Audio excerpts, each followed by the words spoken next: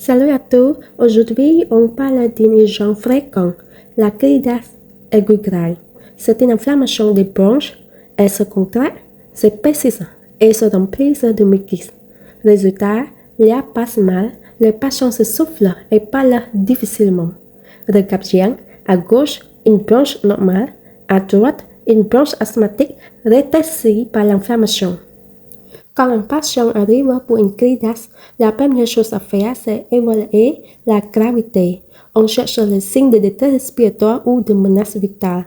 D'abord, l'état de conscience. S'il est confus, somnolent ou désorienté, c'est une urgence absolue. Ensuite, la fréquence respiratoire. Si elle dépasse 20 par minute ou si le patient a du mal à parler, il faut réagir vite. On mesure le DEP, le débit expiratoire du poumon, s'il est inférieur à 150 litres par minute ou moins de 75% du théorique, la crise est sévère.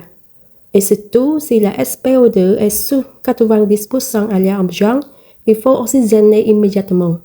N'oublie pas de vérifier les antécédents. Un patient déjà ventilé pour asthme est toujours à haut risque. En crise aiguë, chaque minute compte. On commence toujours par l'oxygène, on règle le débit pour maintenir la saturation entre 93 et 95%. Ensuite, la nébulisation. On associe bricanil 10 mg et atovan 0,5 mg. On continue pendant une heure. Puis, on injecte le solrimétrol 1 mg par kilo, maximum 60 mg.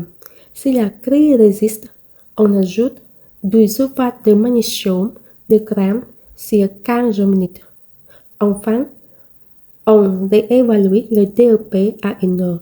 Et s'il y a des troubles de conscience, on prépare une intubation sous kétamine et cellulurine. Après une crise aiguë grave, le traitement de sortie est essentiel pour éviter la rechute. On garde un inhalateur combiné, sédatif 500 ou Sambico 400, une bouffée matin et soir.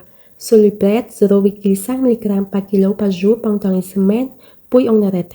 Si infection, amoxicilline 1 g 3 fois par jour pendant 6 jours.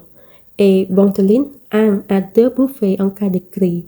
Toujours bien expliquer la technique d'inhalation et contrôler le DEP à domicile.